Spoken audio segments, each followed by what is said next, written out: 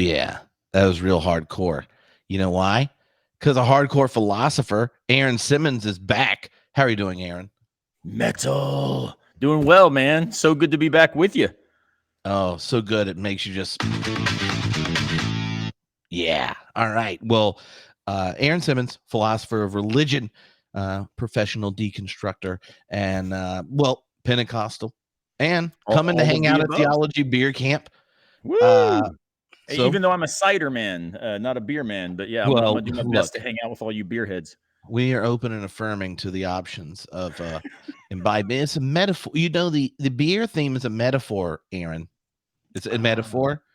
See, like home brewing, the homebrewed Christianity, the idea was you give a podcast so people don't have to take out tons of student loans to learn what happens in the ivory towers. And then they have these ingredients and can brew a faith that's better than light beer Christianity. I like it, but I will also say the literalism that underwrites your metaphor is pretty strong, my friend, given that you are the only person who's ever invited me to speak and had kegs lining the walls of the room where I spoke. Well, if you think the kegs at a single podcast at Progressive Youth Ministry were impressive, just wait, Aaron, till you see all the beer you aren't drinking at Theology Beer Camp. That stuff, man. But I know we'll have it cider questions for you. my identity. I know it. Like, I mean, I realize that all of your listeners will now say, well, there's nothing he can say that is trustworthy. No, they probably are thinking that, look, everyone doesn't love beer as much as you, Trip. I'm glad. Pete Enns was like, Trip, I'll have a beer each day, but I'm not good at drinking beer. Could you have scotch? And I said, yeah, we'll have scotch. Tom Ord, he's just like, I don't drink. And I was like, you can have bubble water, Tom, because, you know, holiness movement and all. Now you're like, can I have cider? Leah Robinson, she's like, can we have wine? I'm like, yeah, but, you know, it's just how I try to be welcoming. So this is genuine expression of what Darrett on my absolute hospitality. It's not just hospitality to people who drink different kinds of beers or like IPAs. This is a come all who will drink whatever. Yeah, but I do have preferential option for the hops. I mean, it's okay, but the thing is, one, if anyone wants to come hang out with us, Aaron also taught the Kierkegaard class at Beer Camp. You'll hear what we're going to do next time we hang out together on the internet, and it's going to be fun. But there's going to be over 15 podcasts, a whole bunch of theologians, philosophers hanging out October 13th, 15th in Chapel Hill, North Carolina. And best thing, when I talked to Aaron first time about coming, I'm like, oh, here's sleeping arrangements. He says, can I camp in my truck in the parking lot? Absolutely, man. I'm no fool. any chance I can get to pop up my truck tent and throw my mountain bike on the back of it, I am in. So yeah. I'm looking forward to it. Well, what's funny is, like, when you said that, you're like, could I just camp in my truck in the parking lot? All of a sudden I heard a sound. And they were like, whoa, hardcore. He's hardcore. if you're not hardcore, then you can't come to beer camp, right? I know. I was texting with Diana Butler Bass about, I was like, telling her like where I arranged like place to stay and all that kind of stuff. And I said, no, if you want to pull a Simmons, you are welcome to bring a truck and camp in the back of it. And guess what? She's not going to. So she could have the parking spot next to me. I'll bring an extra chair. Just think of how awesome that would be at the we're basically like the PhD version of hanging out at the Walmart parking lot on Friday nights in Travelers Rest, South Carolina. so my truck is not lifted that high though. So all right. Well, so what Aaron and I are going to do is have some fun. When you message a bunch of members of the Homebrewed community and say, hey, I'm hanging out with my fellow philosopher of religion friend Aaron Simmons, you got any questions? Well, boy, did we get questions. And I picked like 10 or so of them that looked like things that require entire lectures in a philosophy of religion class. Send them to Aaron, and we're going to play a game. We're going to play a game where we take turns picking questions. The other one has to give some response first, and then we have a convo about it. That's how the game's going to work. We'll try to get to as many as we get to, but having done this kind of format with a number of our mutual friends and peers, sometimes 3 is as far as we get. Tom Ward and I last time got to 10. Wow. Yeah, exactly. It was nuts. Now 3 of them were like recommendation type things, so that helped. Okay. We do not have a recommendation. No. Ours are dissertation questions at the minimum. Yes. So now, since you're the guest here, do you want to pick the question first, or do you want me to pick the question first? I'm going to pick a question first, just so I can let you lay the bar, and then I'll smash it. All right, but this will make you feel good for the first 5 minutes or so, Trip, and I love you that much. All right, I'm going to feel good. All right, so this question comes in from Polly. How do I stop feeling angry and sick when I think about the God I believed in for 35 years? Oh my. Yeah, man. Straight out the gate with religious trauma. See what you can do with that. Yeah, well, don't you think that there's a sense that when you read that question and that was as much as you had to ask, like it's one of those times when someone asks it, honestly, you just have to take the big deep breath. Oh, yeah. Yeah. No, this is one of those moments of utter solidarity, regardless of where one finds oneself. The solidarity of saying, yeah, that question is at some level the question. Yeah. And so, like, in some sense, you only ask the question if the God that Polly believed in for years, and for plenty of us believed in for time before we moved beyond particular images that were detrimental to our well-being, our neighbors, our enemies, possibly the planet, like, you only ask that question if you've got to a place that you find more beautiful, and you look back and go, why did it take so long? And I'll just say, like, that one move of experiencing something new and then go, what the hell with the old? Yeah. I mean, that is an experience that runs throughout Scripture. So, like, if you actually pay attention to the New Testament, this is sarcastic towards conservative people, probably, that Polly's thinking about when she wrote this question. They read Paul as if Paul runs around trying to convince people they're sinners, like, you're a sinner, and then let me tell you about my Jesus, right? Well, if you look at Paul's letters, he actually is telling you about the good news and experience of the encounter of this embrace of grace and transformation, this invitation to a community where there is neither nor, all sorts of binaries that impose all sorts of horrible things on the world. And then when you've experienced that, what do? You look back and go, oh, my old self, the sinner, these kinds of things. And it's like when you get a new car, all of a sudden the one you've been driving in for years became the old car, but it didn't change. It's just you got something better. And, and so I would say, and this is something, I didn't have the kind of trauma that my partner had in this move. So this is more picked up wisdom from her. Part of it was, she said that the 2 things that have helped her kind of wrestle with this question, which is still alive, like, some Sundays she doesn't go with the whole family to church because she can't, or she leaves the service early. But we've picked a church we both value and want that to be the experience our kids had. So I had a much more positive, but she said the 2 things were, when you get to a new, like, you can't pick where you were started, but you can pick what you do in the journey.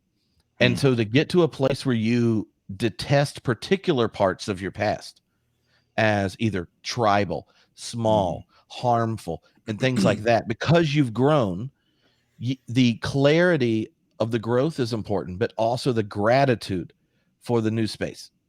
And the second move that she's emphasized to me is that as you find a space and community where you can be blessed and live deeply and drink richly, kind of, then you can find the threads that existed there that actually brought you to where you are now.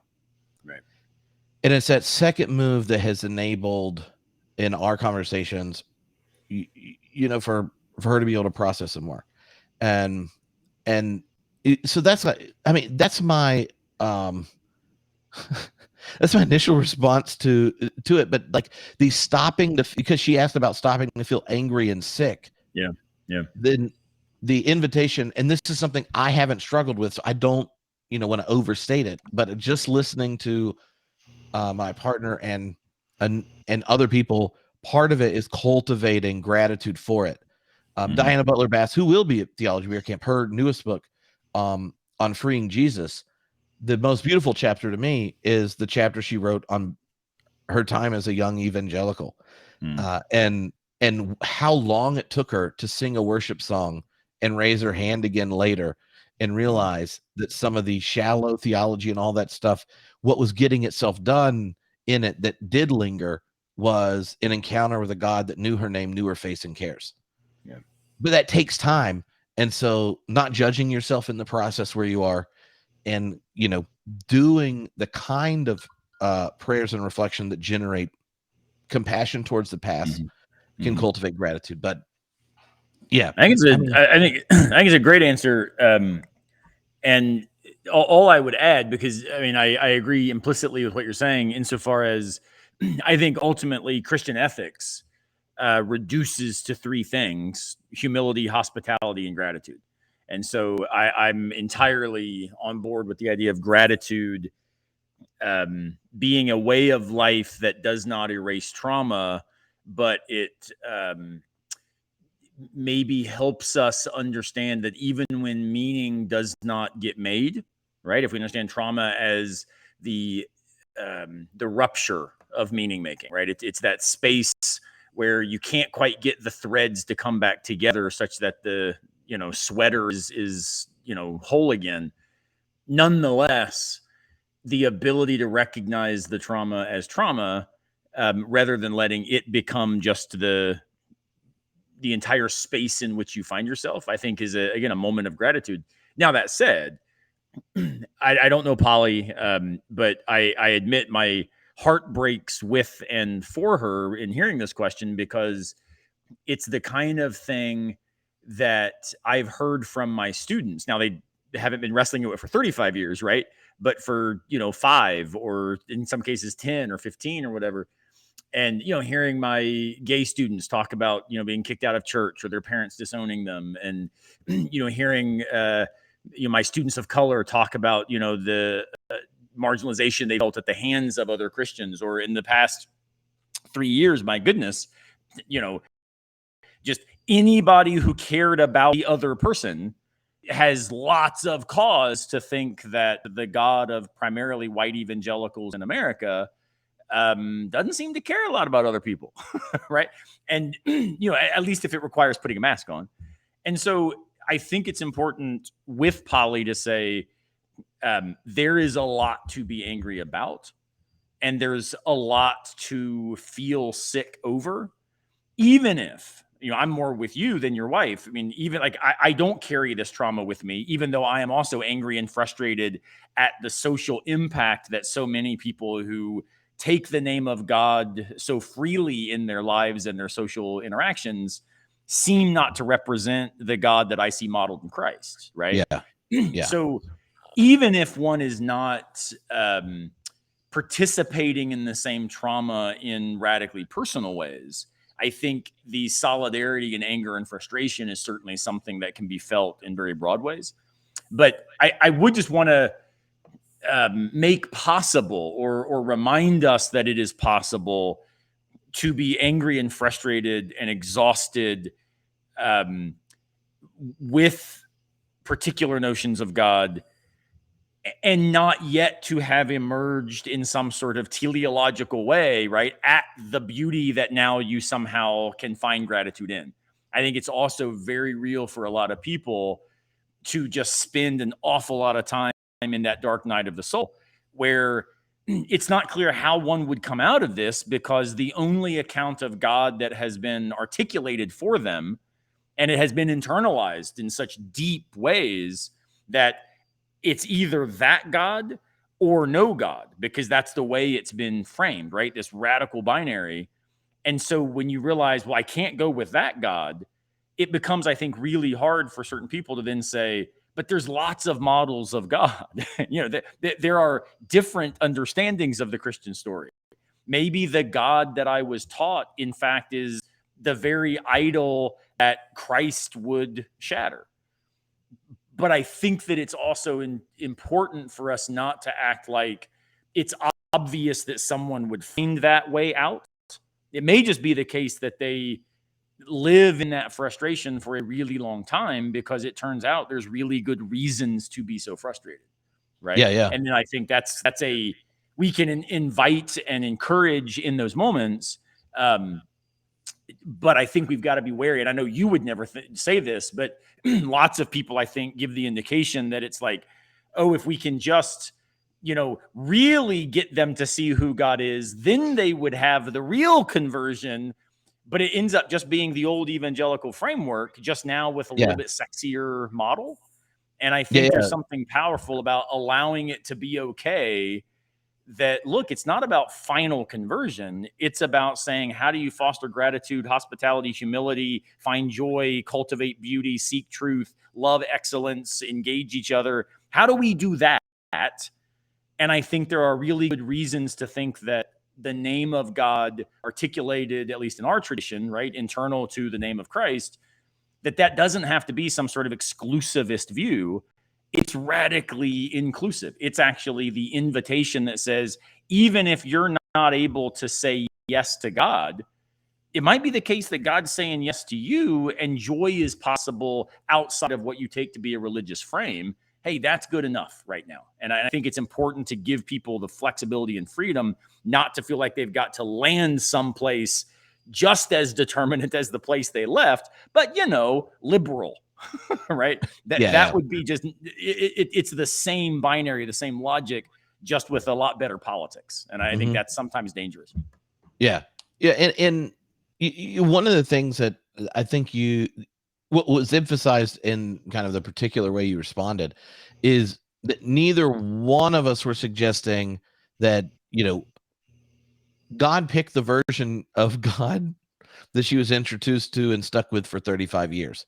Right. I think a lot of people, if your vision of God is one where divine power functions in a way God could just be ultimately clear at all points in all times, and then you break up with this divine image that was handed to you from birth, and you internalize as you learn to speak and engage the world, that kind of primal natal encounter of God. Like if that breaks and you're like, whoa, what happened? Like underneath that shock or underneath breaking up with that God, you also have an invitation to break up with a notion of the divine that seeks to control in that kind of way. Yeah. And a lot of times we get rid of ideas before we get rid of ideas' assumptions. And so we ask the questions as if the God concept we're leaving behind still functions. So not Polly's question, but I've had a number of conversations with people who I recently finished a class with John Cobb, talking about process theology and that kind of thing. And, where people will still use language and phraseology and ask, well, how does this fit in process? Right. Like, I understand the flow and God being a part of everything and present and blah, blah, blah, blah, blah. But, sometimes us have these feelings of miraculous encounters. Right. But, and you're like, yeah, you're like, I think God is in all things and all, like, there's no way God's not present. And part of the gift of this vision is learning to attune yourself to the presence of the Spirit in all moments, blah, blah, blah, blah, blah. But if what's harbored in miraculous is the residue of a God who's not present and chooses to be present by intervening in this omnipotent way and things, then you're asking, like, how do I fit this vision that I'm attracted to into the categories of the one I'm leaving behind? And that space, which I've just was thinking about because of a few emails during that class, does lead to the kind of tension, frustration, and anger that can generate questions like Polly's, but others, right? Like just because I'd read them, and Well, and they're the kind of questions everyone has in master's degrees if they pay attention in the humanities. But well, and it's also the case that it's not just the case that, I mean, religious trauma is not somehow restricted only to the aspects of our embodied existence associated with church, right? Yeah. My good friend Michelle Panchuk, who does amazing work on spiritual trauma and deconversion, talks a lot about these things where it's like, no, what we call religious trauma often is also things like, sexual assault. And it's also things like racism. And it is also things like misogyny. So the fact that we sometimes think questions about anger at a particular notion of God are somehow answered just by better notions of God, right? Which, again, I think that's often true. It is often the case that bad notions of X are addressed by better notions of X, right?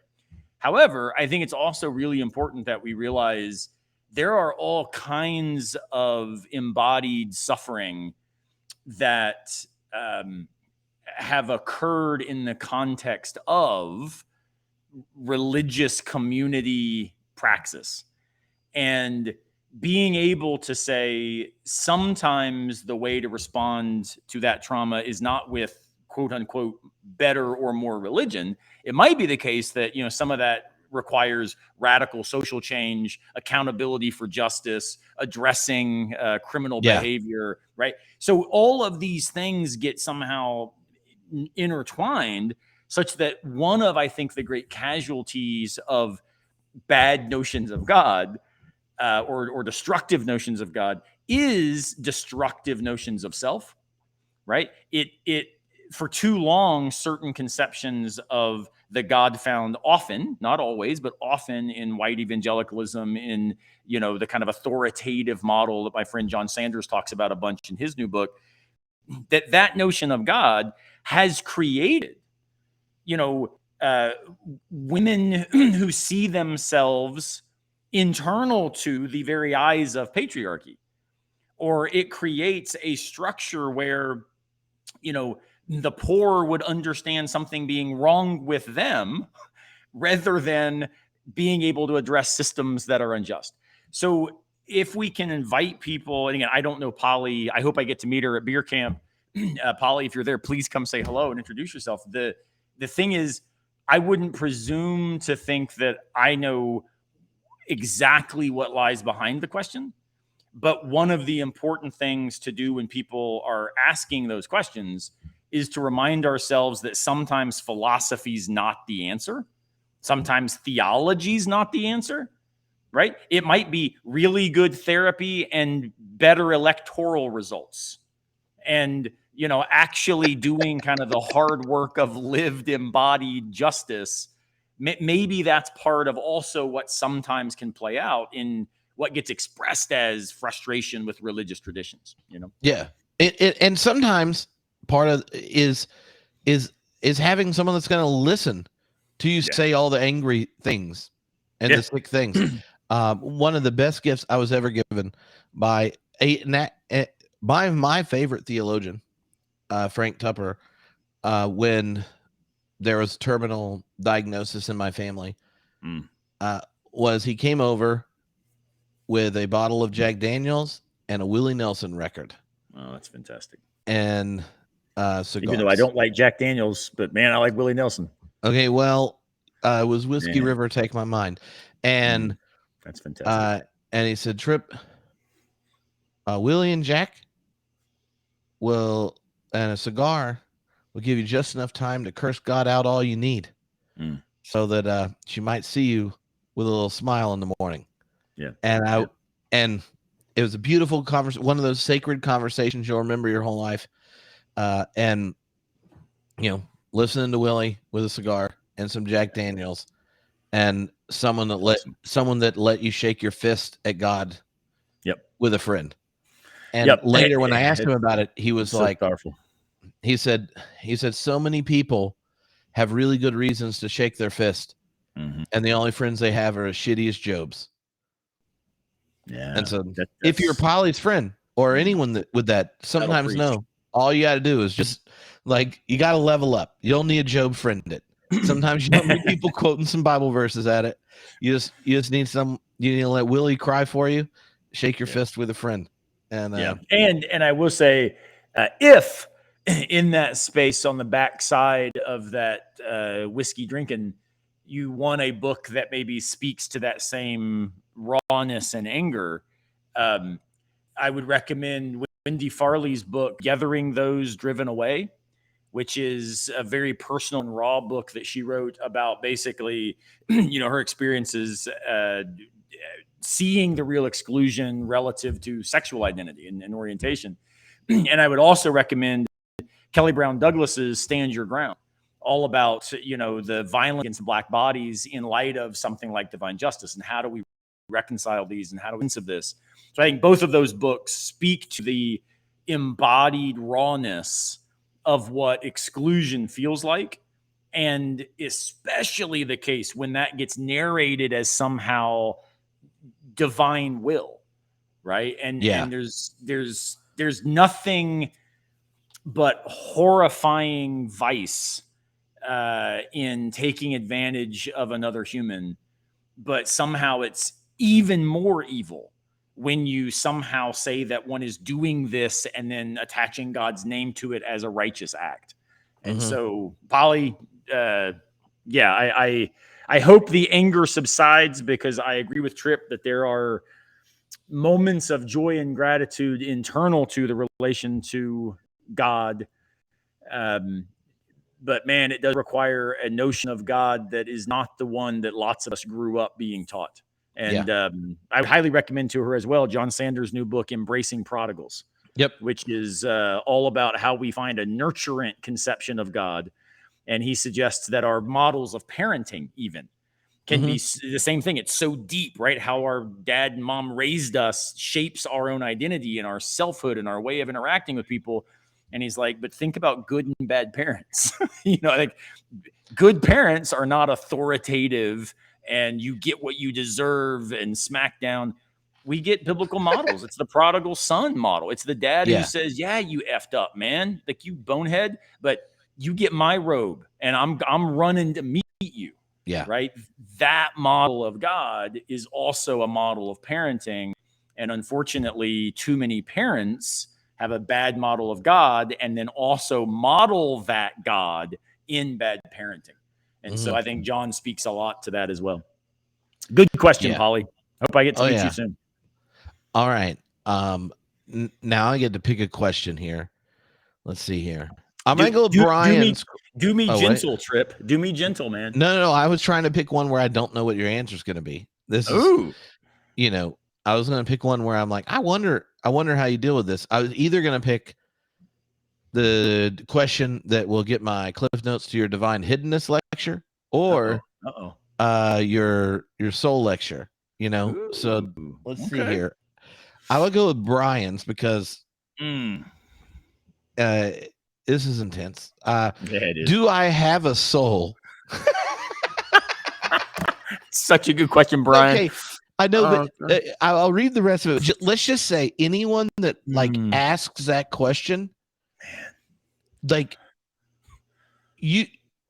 in the classroom when it's happened, or in the pastor study, or in a small group, like, you don't ask that question unless you really care and it matters to you. And I just think, like, the sheer shock of hearing it and like where it comes from, like, I just want to honor that and stuff, because like what you're about to hear are two philosophers that teach class probably talk about this on a regular basis.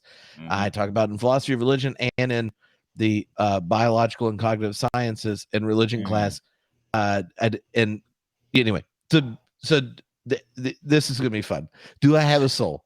Oh my gosh. Growing up in Southern Baptist Church, I was convinced that my soul was the truest thing about me. But now I wonder if what God really wants involves my physical body on this physical world we are situated in. Yeah.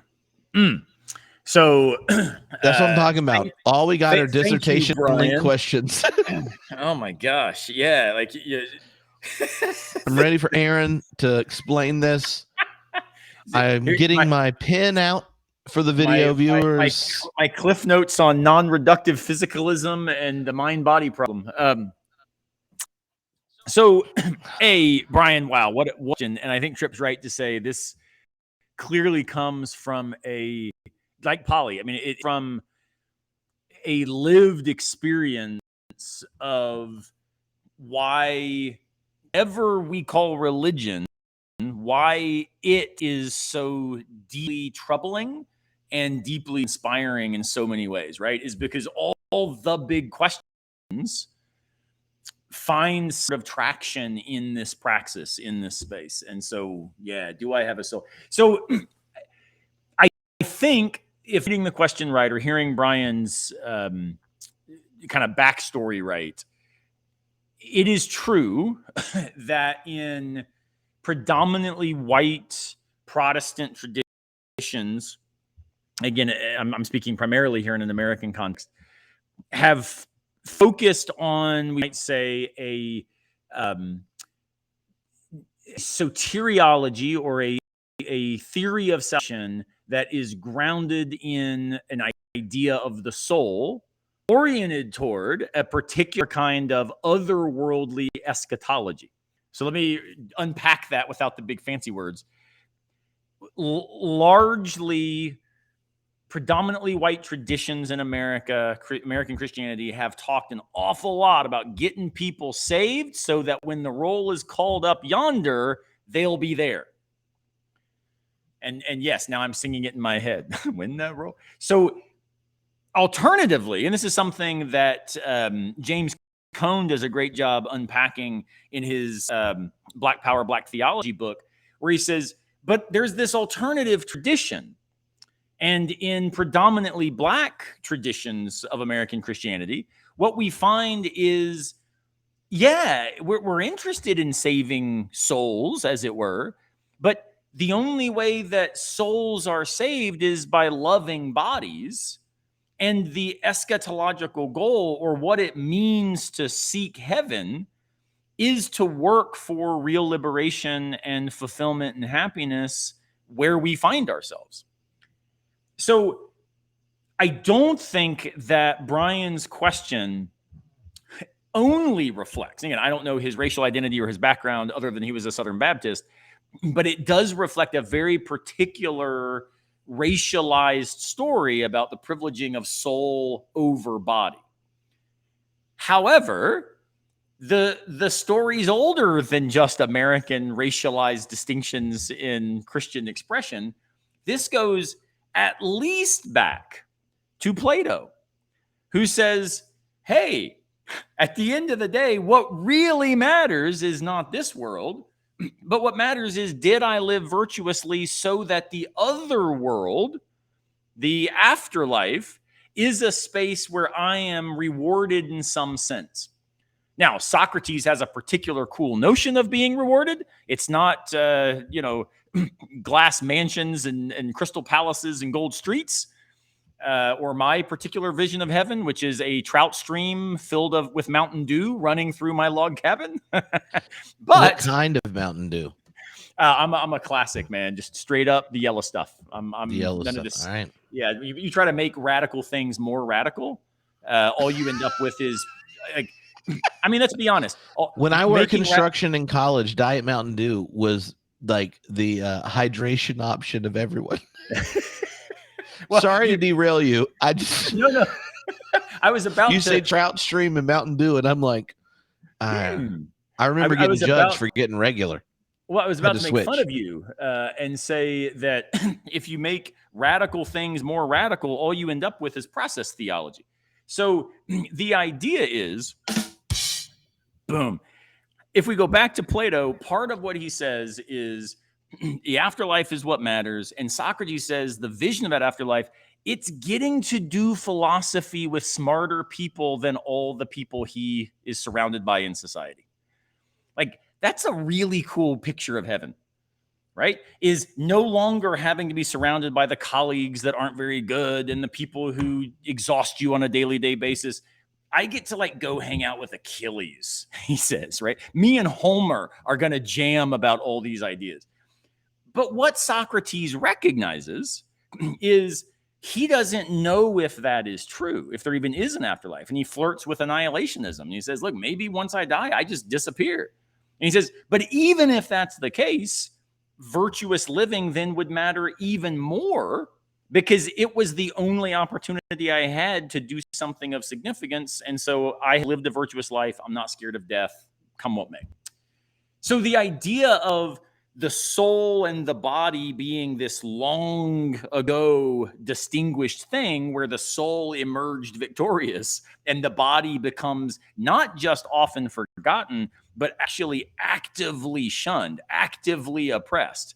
This is where we get, ascetic traditions and desert fathers, sitting on top of pillars and stuff, trying to, basically scourge their body so that their temptations would be overcome. So it's not that Bryan is only asking this question because of his personal experience.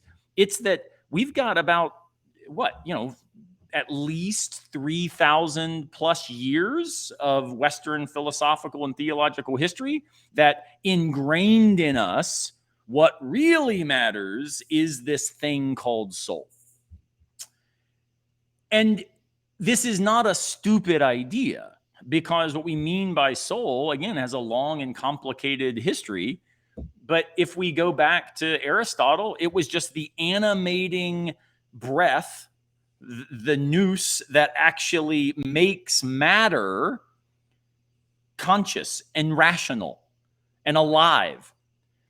And this then becomes in Hebraic traditions, right? The idea of the ruach, or the spirit of God, that then in the New Testament comes the pneuma. And as a Pentecostal, we make a lot of this, right? It's the breath of God breathed into inanimate matter. So you get in Greek, Hebrew, and then also New Testament traditions, you end up with a very similar account that matter is inert, it's irrelevant, it's lifeless, and then you have this thing added. And this, by the way, in light of the recent abortion debates, is the classic idea of the quickening, is the idea that there's something added to this fetus that now makes it person, right? And this is often what we then talk about as soul. So, Bryan, you're in good company, I guess is my point, right? Like, there's a long story we could tell about why these questions are hard questions. And it's not just the church we grew up in. It's the fact that we have internalized and inherited 1,000 years of intellectual history without ever making it explicit. The problem is that story is also one that runs into all kinds of problems over the past 200 or 300 years, as we've also added to human intelligence and human experience different types of models of what it looked like to understand existence and embodiment. And so now to think, we are mind and body and it somehow comes together like Descartes thought, there's less and less and less people who hold these views as philosophers. And so if we approach it from a justice, racialized history question, we could say we need to think differently about bodies so that we can rethink the soul. The soul becomes the name, we might say, for the reason bodies matter, right? Because, I've got a can. Well, here's a physical body, but I would not say that this physical body matters relative to moral dignity, right? And there is something, however, different about the squirrel outside than this can. But, and this will make some ecology people angry, I think there's also a distinctive moral difference between the side and my son at home. So being able to make sense of different modes of moral presentation or moral significance, a really good way of naming that for a long history is soul. But it could be the case that there are better words for this and better names for this. And so it may be the case, Bryan, that the right answer is to say, yes, you have a soul, but we need to think about what the soul means. And one version of that would be, you are a unit of infinite moral dignity simply because you are a particular kind of body, right? You're not a rock. You're not a piece of grass. You're not a tablecloth. So as a human body, you have a particular kind of instantaneous moral status, and that is significant in precisely ways that should motivate a concern for your body, right? But it also could be the case that who cares if we have souls in this abstract metaphysical sense? If what it really means is this moral dignity, maybe the best thing we could do is stop talking about souls, because it confuses people and makes them think there's this other part of us, the ghost in the machine, that somehow gets to heaven and our body gets washed away. Look, I mean, I was raised on that story too. But then, I started reading a bunch of things by, Joel Green and N.T. Wright and others who were doing like serious biblical work, saying, look, this dualist conception just really isn't the conception that is the most prominent in the Hebraic Bible, right? And again, I'm not a scholar of that area, but they persuaded me. So my view now is to say, Bryan, I don't care if you believe in a soul. I do care that you believe in moral dignity.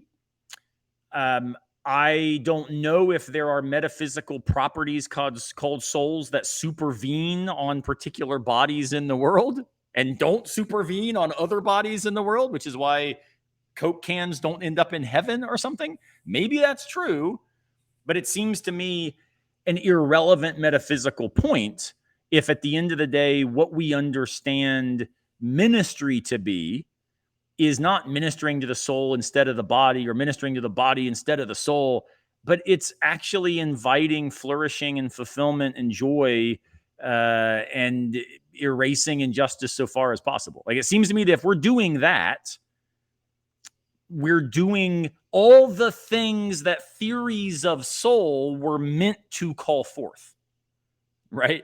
The ancient theories of souls were inviting us to be more than just mechanics of brute objects. They were inviting us to be moral, rational, beauty-seeking beings. And I think we can do that regardless of our metaphysical story that we tell. And that's why, for me, I don't talk a lot about the soul, because I don't know. But I definitely am going to talk about loving the neighbor and caring for her body, because unless we're doing that, then all your talk about the soul is nothing but sound and fury signifying nothing. Yeah. I want you to know that, like, you only like hinted at being a non-reductive materialist at your first line, but then give like a little come to Jesus invitation for being one. It was rather it's the view, man. You practice on your undergrad students quite well. I just want to say I can imagine why you're popular with the students. It's so funny. I once had a professor who said, I would have written a shorter book if I had had more time. And I completely get that because, my answer is, do we have a soul? Sure. But the soul is just a supervenient property relative to bodies in the world. And this is why non-reductive dualism is the best option out there. Non-reductive physicalism is the best option out there. Saying that doesn't help, right? Well, I don't know. I don't know. I just really feel like it brings you and I together. Okay. So let me try this. This would be fun. If it was horrible, I'll edit it. But there, in his question and your response, there are 3 or 4 things that came up that I thought that popped up. One is his line at the very end of the question. Bryan said, but I wonder if what God really wants involves my physical body on this physical world that we're situated in. Right. Mm-hmm. And in some sense, if you're from the Southern Baptist context, in the most popular version after they kicked out all the people that liked science ordained women and were, anyway, sorry. as the like the active member university at an at Alliance which, of Baptist Church. Yeah, say, as the one that works at Furman. As works at a school that broke with them in the early 90s for those reasons. That's right. Well, but when you ask the question what God wants in the context of souls, a rejection of dualism, I think, is essential, right? So if you were to go through scripture and go, what does God want? There are like two big things. One, God wants the world as it is to cohere with the character of God eternal. God wants the material world in all of its relations to echo the relations, if you're a Christian, of the triune God. How do you know that? Well, no, that's how God made it. Also, the visions of the eschaton are that. And if you read any of the times in the New Testament where all the hype gets wild up about how we even imagine what God's dream is for the world, Paul's like, well, in the end, sin, law, death, and all these things are conquered, become subject to the Son to the Father, and then God is all in all. So every relationship that is flowing in the presence of the divine. Oh, beautiful. New heaven and new earth. What's the last thing God says in the Bible? Behold, I make all things new. So in one sense, if we ask what God wants and then go, how's the body involved? Then it's very material. Both in the present, God wants a world that our relations, especially for those where agency of God's people are involved, reflect the character of God. And what the resurrection is about is God's commitment to a new creation where that's revealed, right? Yeah. The other part of it is the history of the church is riddled with people who thought if we could separate the physical and the spiritual, then what we could do is promise them really cool spiritual things and then use the power of that invitation to riddle them with material oppression, justify colonial expansion, all that kind of stuff, right? And as someone who was a Southern Baptist preacher's kid, I'll just say it was reading the Bible that made me realize that if you ask the question what God really wants, which is at the end of Bryan's question, God really wants everything that is in the category of the soul, if you think of it biblically, which has to do with not just your body, but all bodies, and not just human bodies, our creaturely neighbor bodies, and our telos, our goal, our participation in the divine future. So if you think backwards on that question, the problem with Southern Baptist vision, that dualist vision, is it's not even biblical enough to include everything God created and everything God's redeeming. And so I would just tell them they should probably trust the Bible and read it more. And that's where all my examples of rocks and tablecloths, right? If you take, this theory of soul and embodiment really seriously, what it should do is now, I think, call for a really full-throated creationist ethic where God says, 6 times this is good before humans show up. So it turns out that you don't need souls for moral dignity. It's having moral dignity that we call souls allows us to recognize the status of all of creation. So this is why I think it cultivates a kind of ecological awareness, an expansive relationality, and all of this really does become opened now in a way that all things are new, not just those things that humans like. That's exactly right. In the when you gave a couple examples of the Coke can, the squirrel, and your child, right? Those in some sense are different categories, right? That a Coke can is a composite. It's a unity that we prescribe on a collection of materials based on its use for us, right? Aluminum organized in a cylinder that holds carbonated water called bubbly, advertised to us by Michael Bublé. And that you're a squirrel is an organic unity, and it has experienced a seat of subjectivity and engages the world and participates. Its agency is described or it is revealed in that it participates in a biosphere and a community of life. And then your child is a whole nother kind of unity, in that, at least for you phenomenologically, there's that connection, but also your child learns to speak and to talk, to use tools. There are all these unique features of human communitality that means, at least the gospel as we understand it on human terms, right. A lot of other species don't have the social complexity and linguistic depth to even hear it, right? Yep. And that doesn't mean that scriptures don't testify that even composites, rocks, cry out, and that the earliest liturgy for the resurrection announces that he has risen to a whole bunch of animals before humans, right? So, so I point that out just to go, like, if we're thinking about the soul as and how it's functioned liturgically and how it's functioned ethically, that it's more of a scale of growing complexity of the object's interiority, from composite entity to, an amoeba, up to a squirrel, to a human. And there also is a gradation in the sense of external relations for any entity.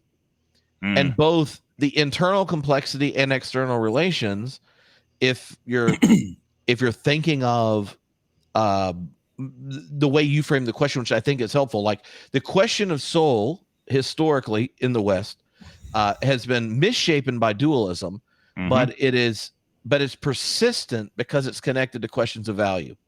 Yeah. That and power, right? That was my point about the white and black churches. That's right. Yeah.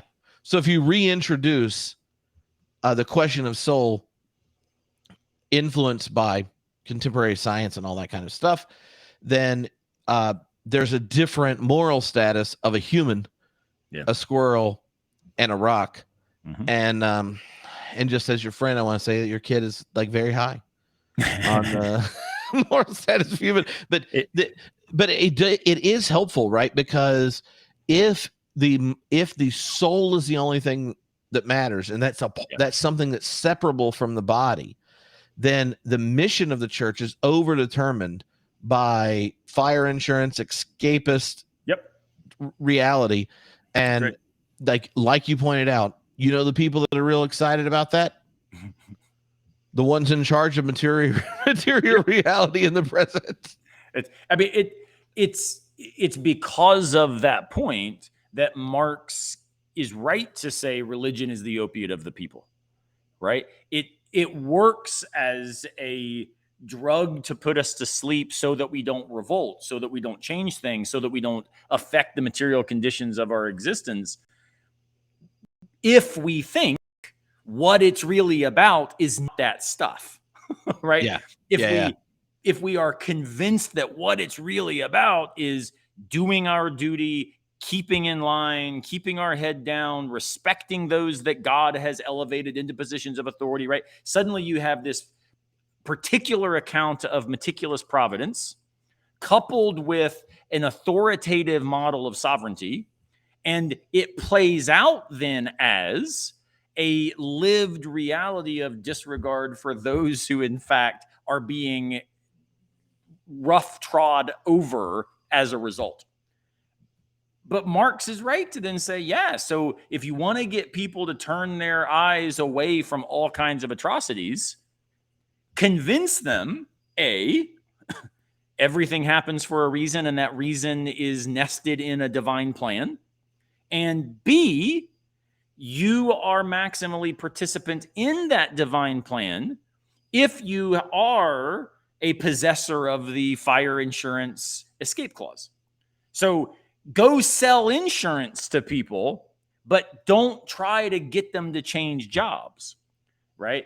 And that's where Marx, I think, is just so powerful and such a resource for what I would describe as Christian life, is because he says, man, like if you're trying to save people's souls but disregarding their bodies, I mean, even on a practical level, Let's assume everything about classical theism articulated within white evangelicalism is true.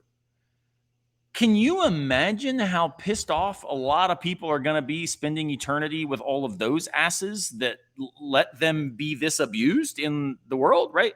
Like it makes the very idea of eternal life with Jesus really problematic.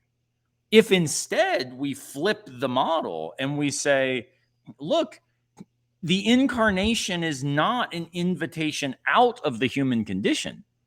It's maximal participation of the God of the universe taking on embodied flesh in order to redeem the human condition, not in the sense of save us from it, but to orient us in it such that it is the space of real gratitude, glory, and grace. Like suddenly that becomes compelling in a different way. And again, I'm skirting the metaphysics of this, right? Because that stuff gets hard and professionals, we bicker about that stuff all the time. Let me just say there are not a ton of substance dualists running around in professional philosophy departments these days. There's a few, but it's no longer the view that it once was. And I think there's good reasons it's kind of gone out of favor. But you may tell you where it is really got a stranglehold is within our churches. And so finding a way to say, look, maybe if churches were a little bit more interested, not in listening to and bowing at the table of philosophers, but, thinking philosophers were resources rather than people to be scared of, and maybe inviting philosophers to sit at the table and think with them instead of saying, no, we only want business leaders and coaches, and they also have to be dudes, right? Like if we shifted this embodied awareness of what it looks like to think and live together, it doesn't mean philosophers now dictate anything. It just means that we're pretty good at raising some of the questions that the church has done a really job of casting as, anti-religious, right? Yeah. A sign of doubt is that you ask this question rather than saying, oh, greater faith I've never seen, than the fact that your doubt remains. And you can somehow keep getting out of bed and keep showing up. And you know what? Let's see if we can make the world better. Well, Aaron, you're going to pick the next question. So I got one for you, man. Well, I was just going to mention that if you did hang out with scientists that are aware of cognitive science, there's a reason dualism is so popular. It's because almost everyone is one because of a whole set of cognitive mechanisms. But if that's new news, feel free to just, Google cognitive science of religion on Homebrewed Christianity, and you'll hear a bunch of interviews related to it. But it's the ultimate. So like people are born dualist. And so, yeah. I'm just vamping till you read a question. So, all right. So here's my question, because I know one of these you want to ask me. I'm going to leave that one alone, though I did think about flipping the script and asking it to you. I'm going to ask you this one. Yeah, I'm going to ask you this one. This is from Tyler, because I think this is important, because it actually is picking up on some of what we heard in Polly's question, and also some of Bryan's lament about the way he was taught or invited to think about Scripture and God. Tyler says, what is the use of the church if everything it was founded on is myth? I just can't see any reason to pick up my Bible or to even congregate if there's no absolute truth in the writings. Nothing matters. Nothing is real. Life just feels completely purposeless. So there you go, Trip. Well, you're the clown who mentioned Bultmann, so of course I'm going to ask you now. Let's go back to that myth stuff, my friend. Well, look, that was before we started recording, and I was just telling you of cool things I read. But, okay, so halfway through the first statement, what is the use of the church? like that is a really important question that I'm going to guess the rest of the frustration and concern behind the question is connected to so many of our institutionalized churches not losing sleep over what's the use of the church. So I don't want to detour into an ecclesiology seminar, which is the nerdy term for when you talk about the church and its task and mission. But I think the use of the church, and in a theological sense, is unrelated to the use and function of the church in an institutional sense. And we're at one of those moments in church history, which is not the only time, where the institutional legacy and inertia is rubbing up against the ability to be faithful in a communitarian way to the way of Jesus. So, like, I'm just saying that before dealing with the other parts of the question because I think it's important, and that's really interesting to me, that part. But the other parts of this question, I think, are like the assumptions in it are ones that are worth interrogating, which is clear what Tyler's doing, right? Like at the end, like if everything is founded on a myth, and he can't see a reason to pick up a Bible or gather, right? If there's no absolute truth, nothing matters, nothing is real. Life is completely purposeless. So life being purposeless, nothing matter, all these things, and it's hinging on the absolute finality and complete truth of a text that you have read translated into English that is constantly being updated by the best version of the text we do translate because of a host of reasons, including we find more documents that lead us to a better understanding of what the original is, things about the context of different histories. And then even if you wanted the best translation at any moment, like we all know all that's entangled in the composition of the primary text, the act of translating, the history around it, the people that are translating, and all their unspoken commitments and things that show up. Like, it is so complicated that if everything, like a life with purpose, anything being real or mattering, if it actually hinged on a perfect, final, complete, singular document, then we have the wrong species and the wrong tool to do it. And that's namely language and humans. And this is not, I don't think, a negative thing ultimately, but I know so many people that have asked this kind of question. I never did. So this is like, I'm really interested in what your response is going to be, Aaron, because and I'll hint at the part that is most important to me, but as someone that has spent more time with students from that space and things, I'm really interested in what you're doing. But I would just say something like this. There is a religion that is really invested in the singular perfect final account, and it's called Islam. And having been an office mate for 3 years of a very devout conservative Muslim scholar, I'll also say they aren't sure exactly what the final interpretation of it is.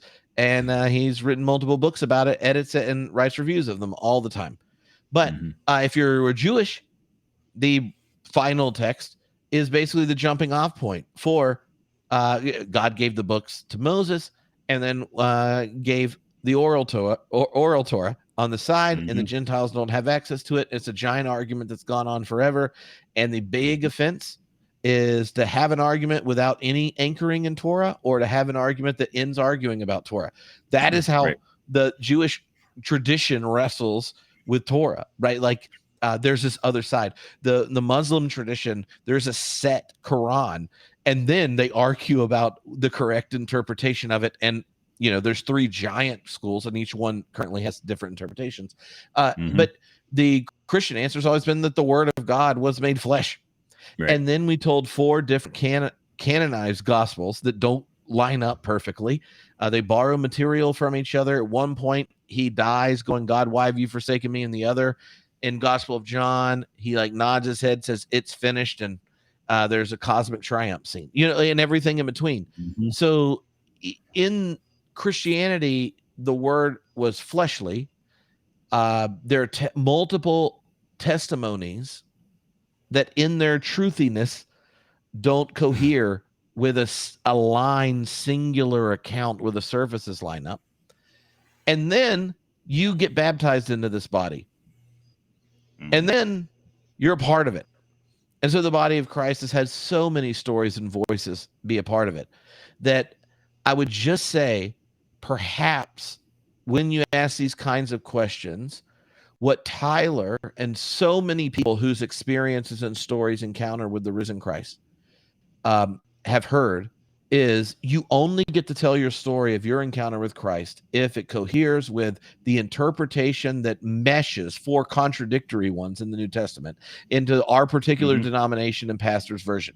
And I'll just say the canon of the church testifies against a singular, final, perfectly organized account.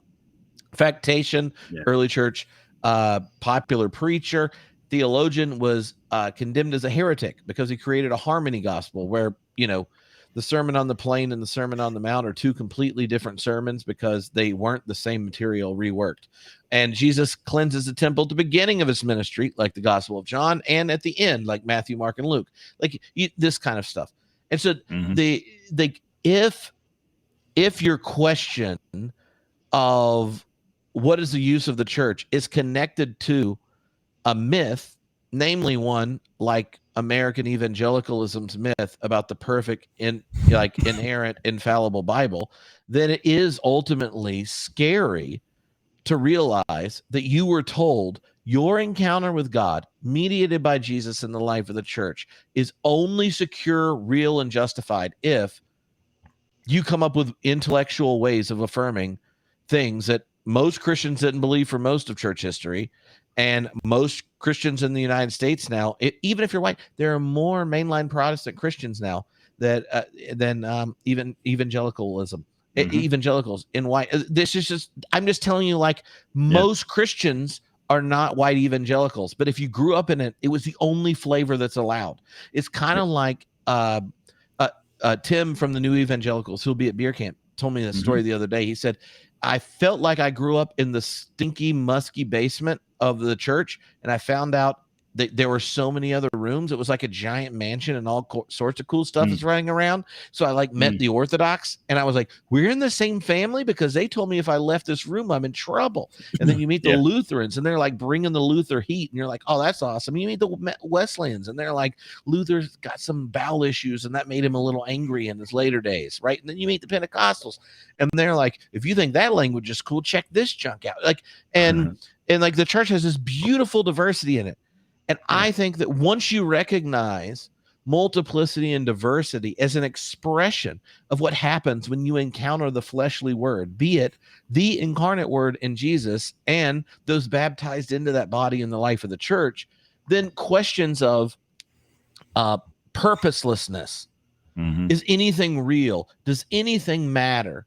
And stuff dissolve, because ultimately the issue was the myth of biblicism.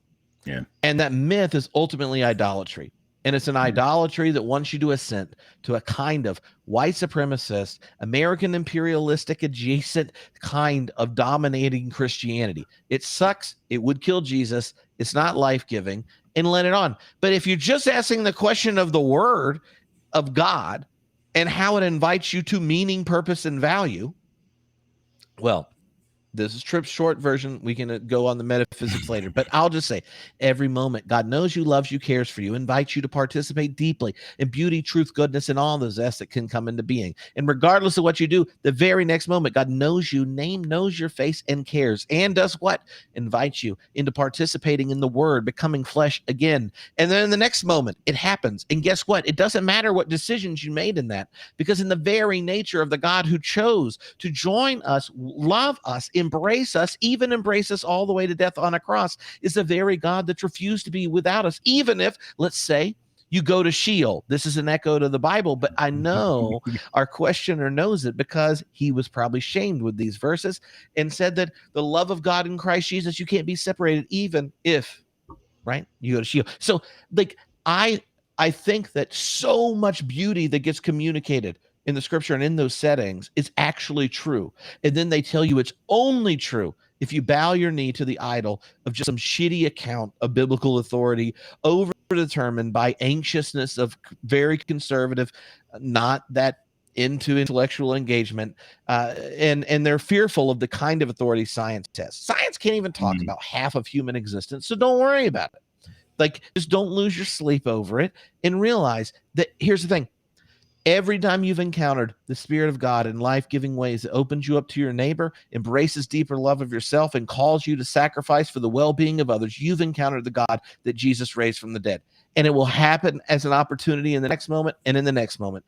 And if you have an idea of what meaning, truth, value, your life mattering bigger than that, pick a different religion. But if you think a version of biblical authority secures it, then trust your actual encounter. You were baptized into this body. The Spirit of the living Christ is in you. See, I'm speaking theologically. I could say it all different ways. I'm just saying, I worry about how many people forsake their actual encounters with God because they were told it's only justified by shitty theology.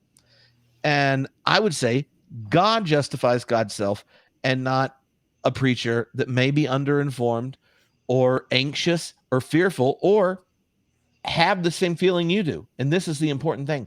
A lot of people that say that really believe that the experiences they have are justified and only available because of those beliefs. And if you thought you had to say it for them to be true, the experiences were true, so you're going to defend it. I'm just telling you, if you ask that question, you can't defend it anymore.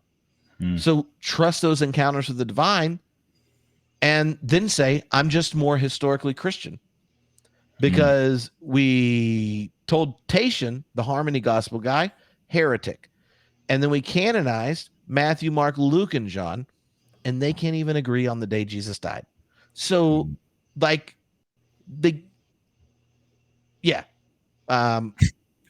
want all the listeners to understand, I don't have access to all the sexy buttons that you do that make sounds happen. Because at several times in that Reverend Fuller, there would have been B3s, and then at a certain point, I was ready for the walking bass line, right? And I mean, like, I wish I had the button because, man, if it was almost like the remember the Yan speech from Obama that I am then put to music, like I want to take the last 5 minutes. You want to be set it to a B3 and a walk-in bass line with a big fat snare drum on the upbeat. Man, like we've got a best hit right there. No, that's fantastic. It reminds me, hearing you speak like that reminds me that I'm not a theologian, and I don't know if that's good or bad. It's like, man, that sounds like good stuff. I don't talk that way. One on YouTube. I look like. So I have nothing to tweak or push back on at all. I would just add to what you've said, and this is not cheating at our game. I'm just going to drop in Becky's question and answer it as a way of adding to what you've just said. Becky says, how do people then interpret the Bible in so many ways that are so far apart? And so what you've just given is a really good response to that, which is, well, because people don't read somehow outside of their existence. We don't bracket our embodiment and our history and our perspectives and our assumptions to try to do the work of interpretation. We can only ever make sense of something from where we find ourselves. And this is where, a friend of yours, Brian McLaren, says a lot, that we are trying to somehow make sense of the story we find ourselves in. And so given that we're trying to read a book that we are somehow also characters in, like that's my goodness, that'd be a hell of a next movie for you to do. Is, like this character is actually trying to interpret his own story, but every time he tries, he's adding a chapter, and he can't catch up to his own story. That's effectively what reading is always like. And so Martin Heidegger has this really cool distinction where he says we can sometimes read by going counter to a text, which is something academics are good at, right? We know how to bring our critical lenses and, crush what somebody is saying and say, but you didn't think about my favorite thinker. But then he says there's a better way to read, which is, and this I hope lines exactly up with what you've just said about the encounter of religious experience. He says not just going counter to a text is possible. We can go to the thinker's encounter, right? And if we go to the thinker's that's that encounter, philosophical sermon. There you go. No. Yeah. So the ability to go to that thinker's encounter invites us to say, all right, what is it that we learn about Matthew's relation to Jesus by reading Matthew, and John's relation to Jesus by reading John? And when we realize that, it invites us, I think, in really good postmodern ways to recognize it's all reading is relational.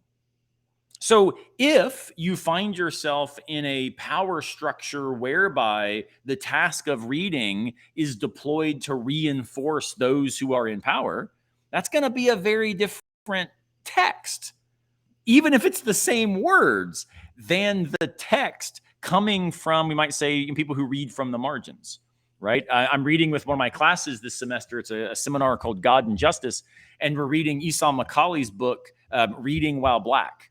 And it's all about how to read the Bible from a person of color's experiential context. And I would just say, yeah, that's super powerful. I'm hoping my class enjoys it, but it's actually way more fragmented than even that. It's not just from a person of color or the white experience or the straight experience or whatever. Though that's important because of historical marginalization relative to those groupings. But dude, you talked about you and your wife having different experiences. And so the same thing the pastor says can be radically differently understood. I remember when The Shack came out and, some people were burning it at some churches and stuff. I actually have somebody in my family who was like, this is super powerful because her father had in fact been a, real difficult human. And the idea of thinking about God no longer as Father opened up for her the experiential relation of, you might say, the thinker, right? She could think herself as standing in relation to Jesus because Jesus now didn't have to be understood as the strict Father, but now could be understood as a very different embodied possibility. So I hope, Becky, that's helpful. What would take a lot longer is to try to say, oh, well, let's look at specific interpretive histories and how they play out and how they emerged. But the big point is what Tripp just said, which is we have experiences that shape the possibility of what we can see, what we can feel, what we can know. And this is something, to be honest, that I'm learning a lot right now from friends of mine working in disability studies and philosophy of religion. And, how our very embodiment shapes the language we use and then the rituals in which we engage. The idea of laying on of hands is such an interestingly ableist conception, which did never occur to me until friends of mine are like, dude, look at your language, right? So I think that Tyler is asking the right question. You're correct to say it all depends on the if clause. In philosophy, we would say, look, if the antecedent is false, anything follows. And his antecedent was, if it's all myth, my response would be, it's not all myth. So therefore, we've got to get carefully clear about how myth works, how it is in line with metaphor, how this all plays out, so that we can destroy the idea that a literalist biblicism is the only game in town.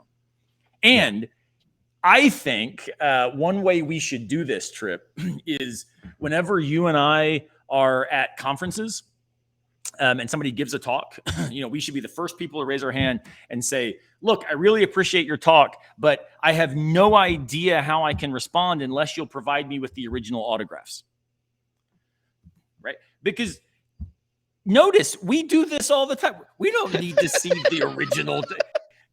We know how to engage stuff, but somehow with scripture, it's literal if we can get back, but we can't get back to it. So I think it's cool to realize that interpretation is a matter of responsibility, and it's also a matter of trust. And so as a Pentecostal, though not exclusively as one, I would say part of trusting God's Spirit for me doesn't mean I trust that every time I read the Bible, I'm getting it, quote unquote, accurately or perfectly or literally. But it means I hope that God is somehow working through this text to invite me into deeper relationship with who God is and who others are in light of who God is. And you know what? If that means that I mess up a particular passage, I hope I, have friends like you who help me think about it differently. Well, but at look, the end of the day, I love that's getting to tell you how to think better, Aaron. I just, one of the things that gave me a lot more freedom about this is when I realized once you give it enough time, no one's going to know anything we ever said or wrote or any of this, but they'll probably all still be reading the Gospel of Matthew. So, it's don't take yourself too seriously. That's right. Now, I'm going to ask you the last question, and I want you to know, before we started this, I made it very clear how one of these questions, Nathan's, was so exciting that I am ready for the improvisational mini lecture by Aaron Simmons on this one. Now, a number. I mean, we had Nathan have to buy me a cider at the beer camp though for this question. Well, luckily at Theology Beer Camp, you don't have to buy them. It's all included in the price of the ticket. So, this is one of the perks of Theology Beer Camp is like you go to an event and there's like all these drinks and food that are just there. But you realize though, Tripp, I mean, we've commented on this before, that I am convinced it's not because of your great hospitality or your charity to people or that your love for a good time. I think it's that you realize the more they drink, the smarter we sound. Oh, and so you're like, if I can just give them a lot of booze, man, we will sound really smart. They'll say, wow, I don't know the meaning of life, but I was present when they talked about it. That's right. And so at that moment, it existed. So I'm just going to trust it.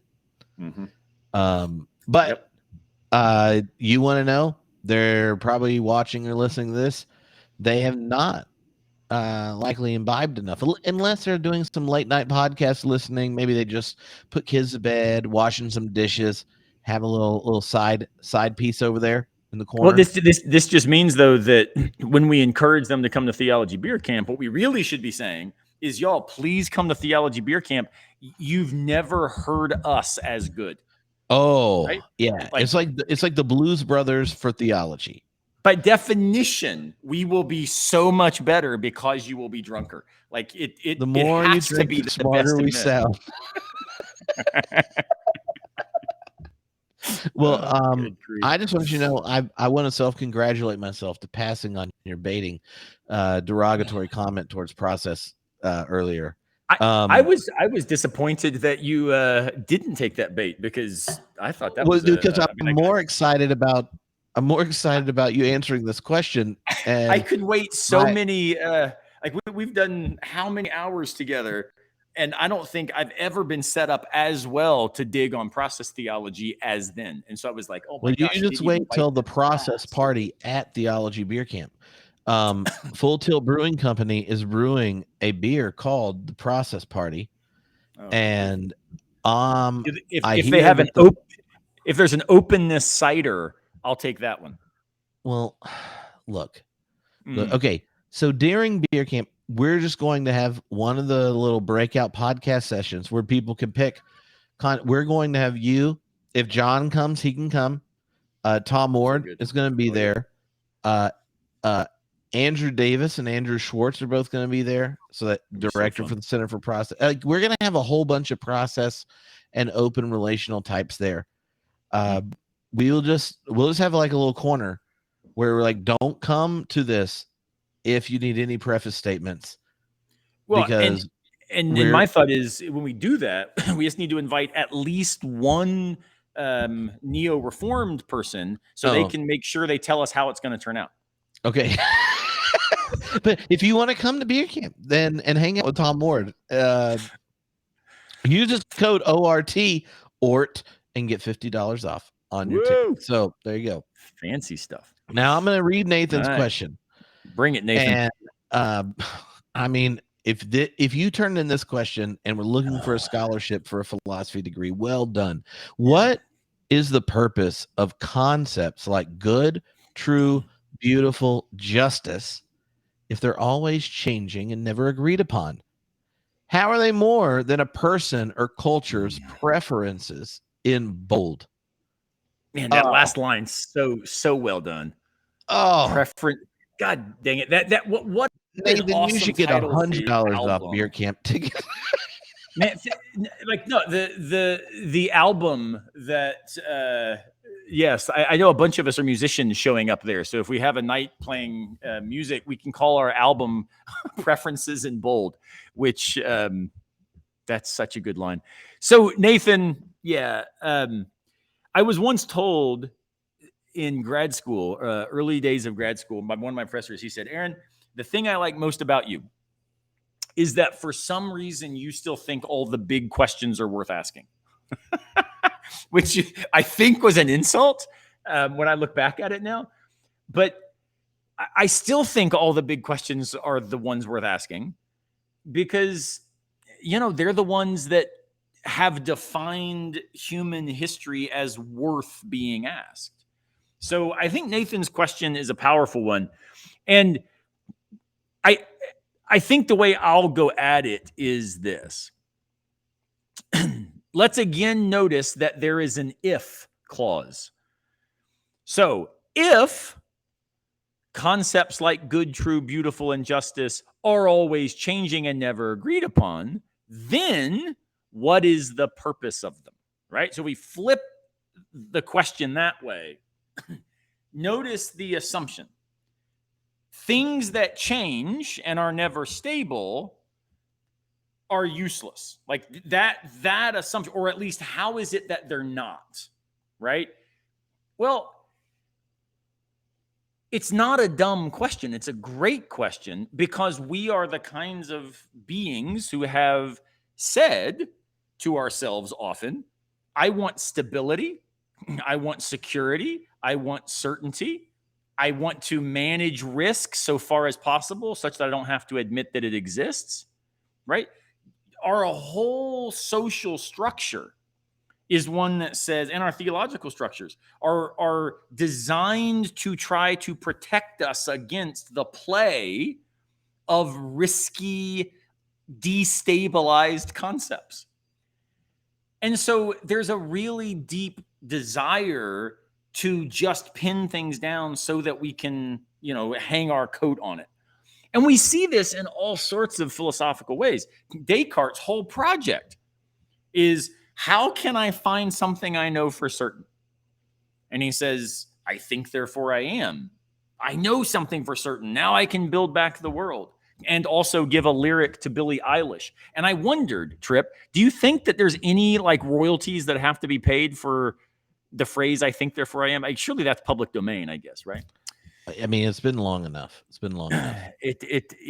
Her song, man, I am, I think, therefore I am. I always think man, I wonder, what would Descartes say about that? So Descartes wanted a foundation. Foundationalism, the epistemic view that says something is only justified, a belief is only justified if it can be tracked back to some belief, some claim that is known with certainty or is self-evident. We are beings grasping for stability.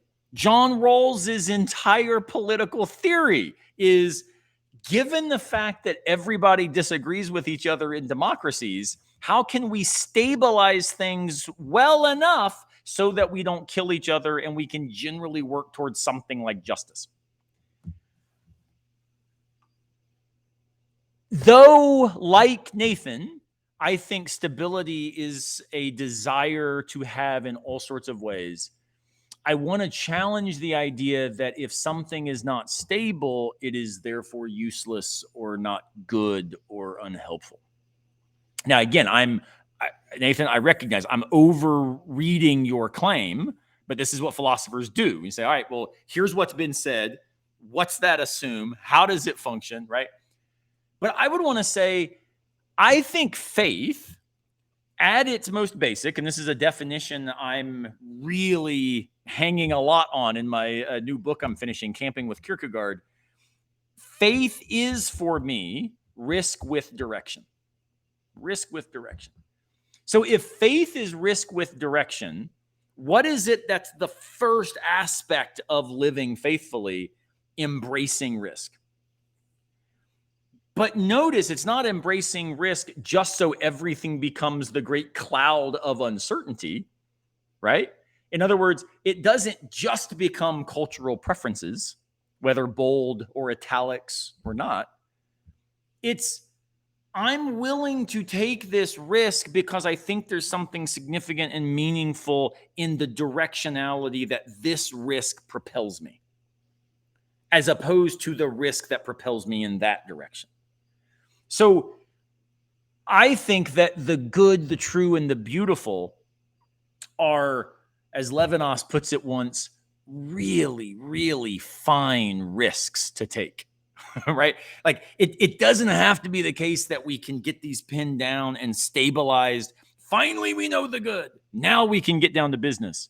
Nah, I think if we are committed to the search for the good, even if we don't think that it's a stabilized object we will obtain someday, but it is instead the name we give to the moral task of trying to be responsible human beings in community.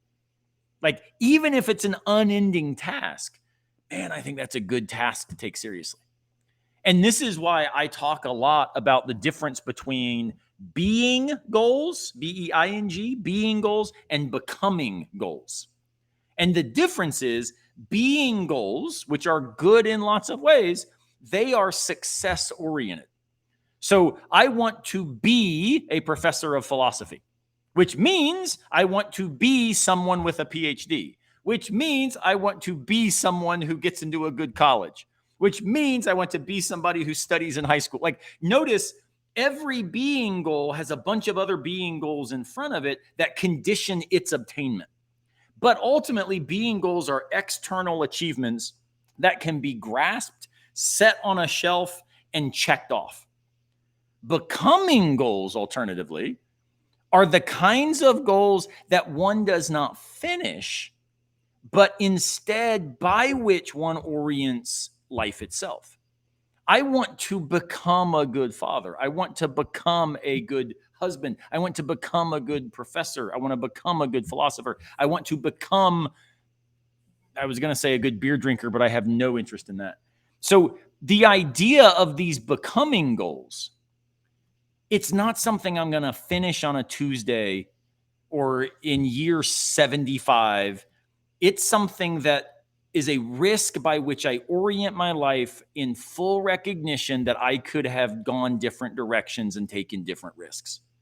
The good, the true, and the beautiful name for me 3 of the best becoming goals that one could possibly articulate. Toward what are you striving? The good, the true, and the beautiful. Yeah, but Euthyphro, what if we don't know them perfectly? How could you possibly go after it? And you're like, if I knew it perfectly, what would be the point of existing? Where would I be going? I'd already have it finished. Like, think about it. If I could be a good father today, I'd leave my family tomorrow, I guess, because like I'd go out on top. It's the great George Costanza, thank you and good night moment. Becoming is the hard part because it's the thing that requires you to say, even if today was good, I've got to get back out of bed tomorrow and start over again. And I think seeking the good, seeking the true, and seeking the beautiful are calls. They are tasks. They are invitations to purpose and meaning and intentional life. And I'm pretty glad that we've never settled finally on an agreement of what they mean, because of all the reasons we've given to the answers to the other questions, not answers, the responses we've given to the other questions. Because hermeneutics is hard, interpretation is perspectival, our experiences differ. So if the good, the true, and the beautiful were these objectivist things that set on the shelf such that our being goal was just to find them, then that would mean that someone's perspective was the right perspective. Instead of recognizing Matthew, Mark, Luke, and John all had really good perspectives. We don't have to pick which one of them is the right one. They're all good because they're all invested in living riskily in the direction modeled by Christ. And so I would say back to Nathan, man, what a boring world it would be if someone like, Hegel claimed to have done in 1807, he figured out the good, the true, and the beautiful, and history ends, he claims. I'd rather history keep moving. And I think we're not progressing toward a better notion of the good. We are progressing in a way that allows the conversation about the good, hopefully, to be one that more perspectives are involved and more hospitality is being shown and more humility is being acknowledged. And then gratitude that this conversation is one we have somehow been invited to participate in. That's hella cool. And so for me, I want to be a philosopher because the conversation continues and I get to be part of it. Not I get to be a philosopher who hopefully will finish the question so that there's no need for philosophy anymore. There's my answer, Trip. Oh, man. Come on, Look, son. That's as good as a philosopher gets when they preach. Aaron said, I don't have an organ sound effect, but I would have used it. All right. So while you were talking, I wrote down 4 things. I'll say them back to you a different way and see if you're like, that's what I was getting at, or if we have, or if, because sometimes when I like someone, I project my thoughts onto them. And, and you could say in Nathan's phrasing that I project my preferences on you and then put it in bold. This is why every time you say come to Theology Beer Camp, it's in Chapel Hill. All I hear is it's in Tallahassee at the Florida State Stadium. Like that's all I keep hearing. So, but if you camp at the Florida State Stadium, they will be like, I don't know. What are you doing here? Me and Diana may Trip just was going to give me a cider. we're Diana and I and Tom will just all end up at Florida State and have an absolute party in our truck beds. It's gonna be a ball, man. If you get Diana in a trunk bed in Florida, then I'm more confident. I'm more confident in the Red Sea. Okay, so the first one was the questions around the good, true, and the beautiful. Those, like you're playing with the being goals versus becoming, that there are there's a difference between the good, true, and the beautiful being a destination, right? So we have the truth, we've arrived, and an approximation for the moment. And when you make that distinction, one of the shifts that happens, and this is kind of was my question, the first of the 4 things. The question is like, so in some sense, good, true, and beautiful function as promissory notes in the present, as the things you give yourself to in becoming. But there could come a day where the continued giving yourself to, say, the good, you will then recognize that your previous activity of giving yourself to the good was blind, say, to particular issues around power or whatever, and or that you're continue giving yourself to the true. Like you're just like, oh man, Newton's freaking awesome or whatever, and then all of a sudden you're just like, well, what about relativity? and darn Einstein. But there's something.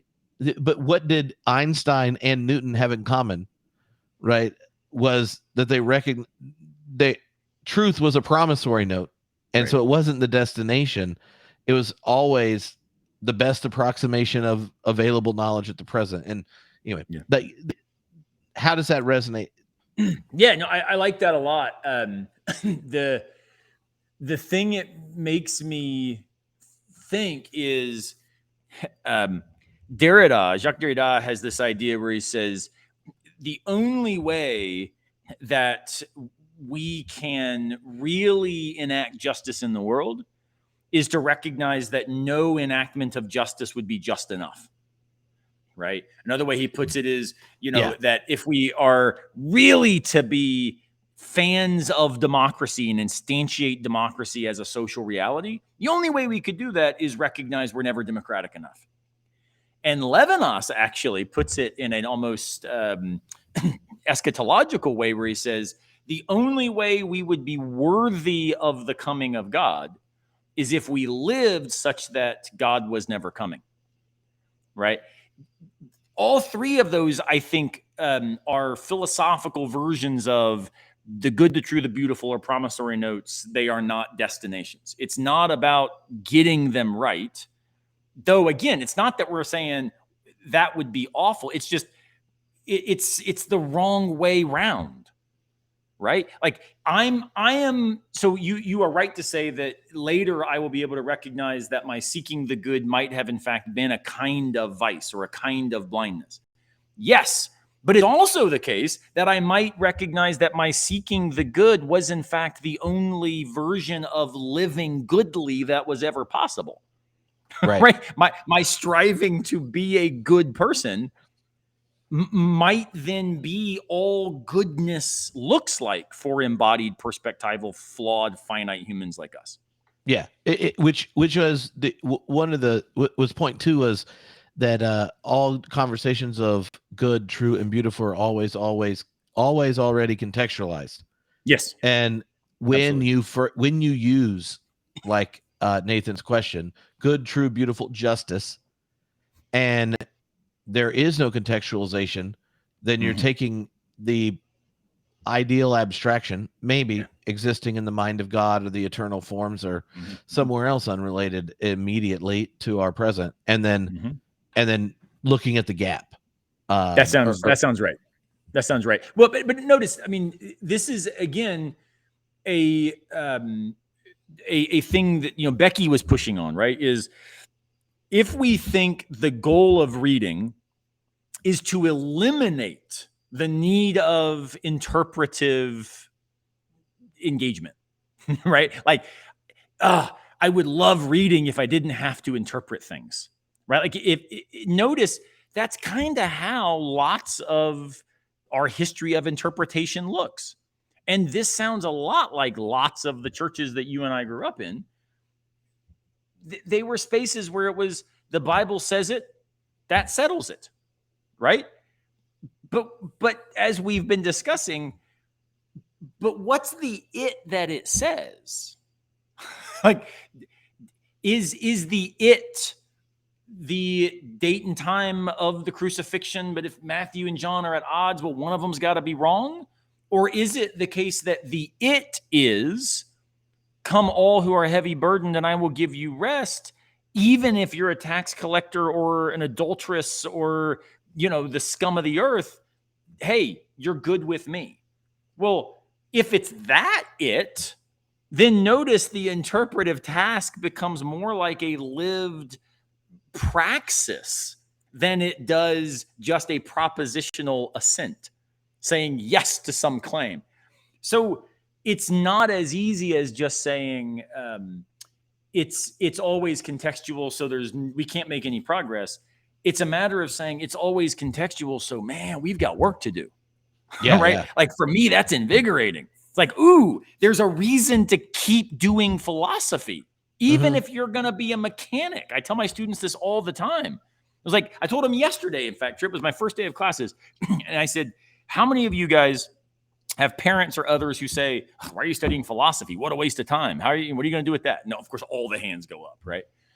And I said, but here's the thing, y'all. You don't know what your job's going to be. You don't know what your career is going to look like. You don't know how life is going to unfold. You don't know how many years you're going to have on the planet to do all those things. But here's what you do know. However long you're on the planet, it's going to be marked by joy and grief. It's going to be troubled by despair and threatened by loss and exalted by exuberant celebration. You are going to wrestle with why anything matters, and you are going to not even have to ask the question because something will matter more than you could even possibly expect. Like, we know that's going to happen, right? Because the human condition continues. So maybe in all of our getting, the Bible says, get understanding. The way I would put it is, in all of our getting, maybe we should realize that success is itself a kind of idol that says being goals are the only goals to be sought. And what we really need to realize is that the fact that contextualized notions of justice, goodness, truth, beauty, that doesn't mean that, we can't ever make any progress. It means that now you and Becky and Nathan and Tyler and everyone in the world, regardless of their identity or background or bank account, all of them have work to do. And it's good work. And it's beautiful work because it creates the possibility of inviting the people who come behind us also to engage in it. And that makes me excited, man. It makes me say, son, do whatever you want to do with your career, but make sure that you are reflective and awake and invested. And then do whatever makes you happy, man. And whatever you decide, it's not going to make you happy for long because it's going to become work and you're going to hate it. Right? Okay. So the third one was the third idea that you already mentioned in your response to number one was that you focus on beauty, truth, goodness. He also mentions justice, but you played out the way justice, democracy, and stuff plays out in Derrida, where like you're seeking after it, but then you always approximate it. And so therefore the very thing you sought to enact generates its own judgment in the next one, because you never arrive at justice. And so you create more just laws, but then justice makes demands. So the last question, and this one, and by the way, that we could make in different cultural spaces. I think that is a version of the beginning of the Tao Te Ching, where it says, if the Tao that can be found, that can be read, that can be taken up, isn't the Tao. What's the great, if you see the Buddha on the side of the road, kill him. The whole idea that this is not something that can be stabilized to the point where there's no longer risk involved. There's no longer direction involved. And I think it's about living. It's not about having. Yep. Okay. So the last one, and this is more of a question. This is the theologian asking a question. So one of the places, the affect of asking beauty, truth, goodness, justice for a finite being that recognizes its kind of arbitrary arrival in the world, and then you discover these questions. You discover them with the language, stories, myths, rituals, and all that kind of stuff of wherever you find yourself. Heidegger's thrownness and such. There is a debate that in theologians that picked up Heidegger, that some read Heidegger's the role of finitude, or being towards death, right? That you're going to die, which then generates, despite the arbitrariness of your thrownness, the desire for meaning, purpose, value, beauty, truth, goodness, the seeking of whatever. Some theologians have responded and said, look, Heidegger basically did secularized Kierkegaard. And so what he calls death is God. I've also heard the response of where people read Levinas and say that the face of the other in Levinas generates a demand, right? The ethical demand to be good, to tell the truth. These kinds of following those kind of like big Platonic virtues. Karl Rahner, the theologian of Vatican II, observes that in these kind of existential registers of being, truth, goodness, justice, these kinds of things, the human being wakes up in cultures where these demands are there by the face of the other, the call of the collective, these kinds of things. But that cross-culturally, the human being is one who exists as having been addressed, be it by death, right, in Heidegger, like being towards death, or the face of the other in Levinas, and this kind of thing. And there's this essay in this short volume that Rahner wrote on Heidegger, where he said that kind of all those different variations are the structure of revelation. The dignity of humanity is one where itself is called out by beauty, truth, goodness, the other, and this kind of thing. And so in some sense, being as embodied by the human is in the framework of having always already been addressed. And so as one, in a sense, picks up culture, language, and all that stuff, and your biology then is reinterpreted and the world's reinterpreted through it, you discover that part of the human is having been addressed, where these questions, these categories we use for that address are these eternal ones. And what does that say about being human? And perhaps our culture cannot set aside.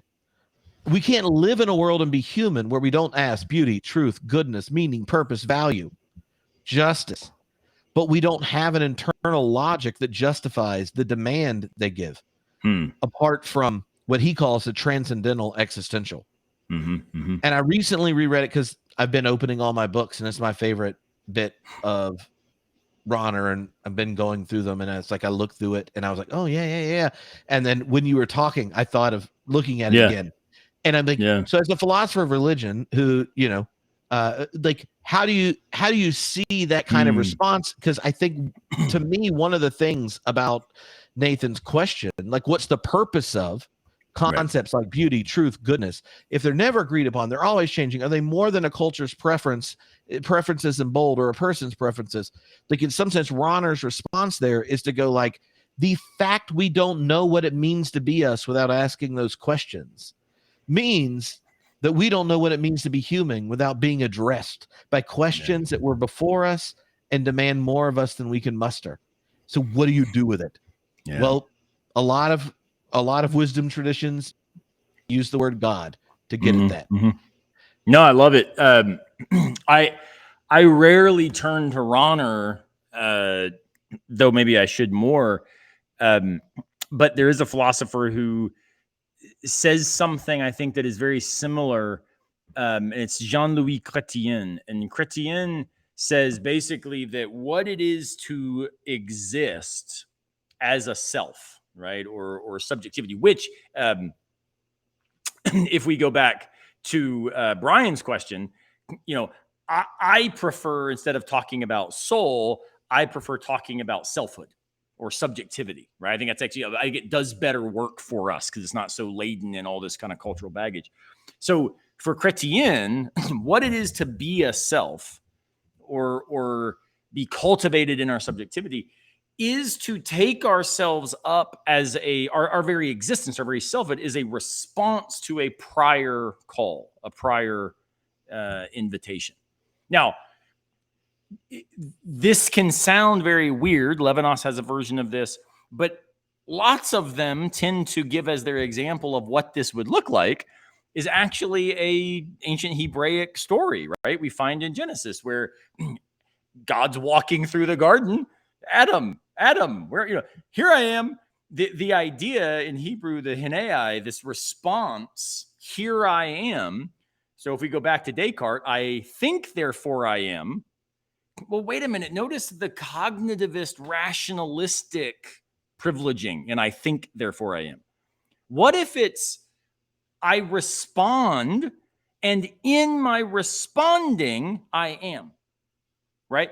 The me that I am is only a me as called by the other. And then we can have complicated debates about, well, is that other really God, or is it the other person, or is it society at large, or is it, humanity, or, the concressing presence of, the consequent nature of God, or however you want to cash this out.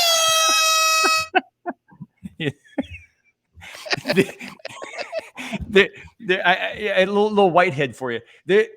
It seems to me that there's something fundamentally right, whether in Ronerian language or Chrétien's language or Genesis language, about saying and realizing I am because you are, right?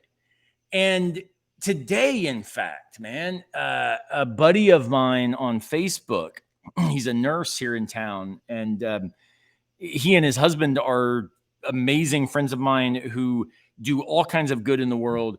And he wrote on his Facebook page today, it's amazing how many reasons we have for hating people, but what would you say is the best reason for loving them, right? Which, again, is a kind of complicated philosophy question.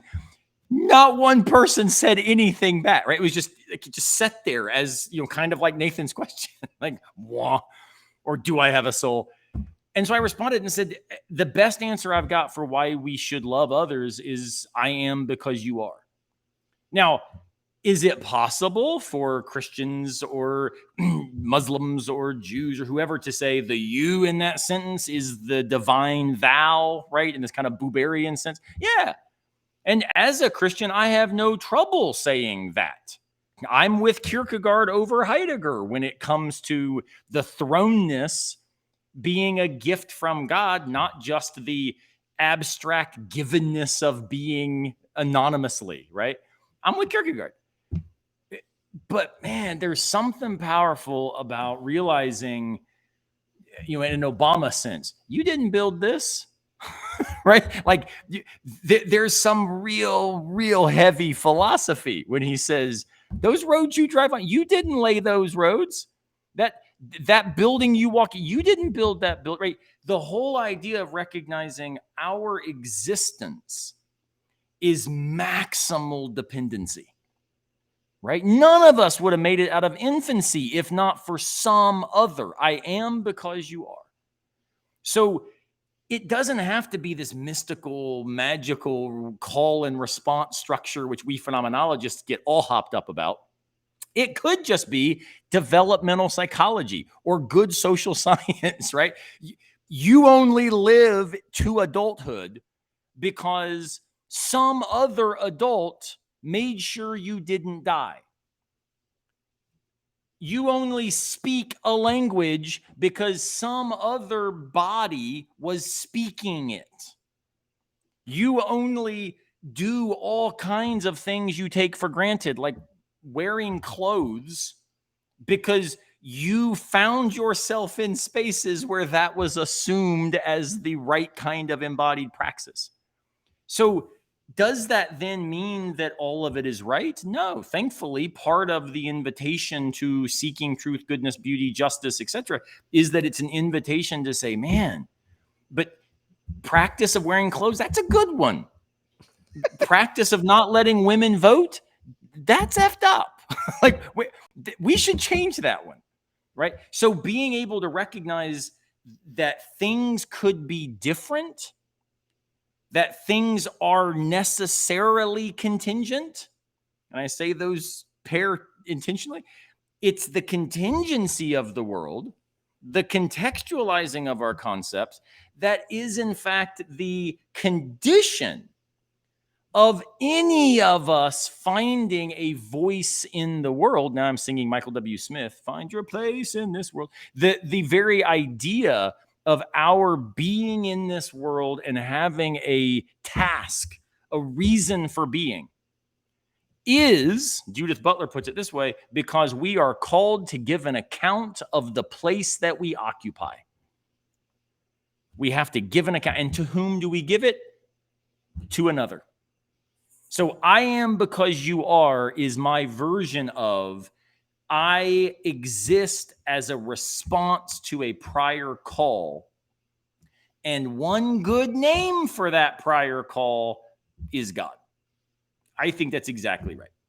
So yes, whether Ronner or whoever, I'm in on the idea that we are responses. We are not self-authenticating, self-originating, libertarian units of agency.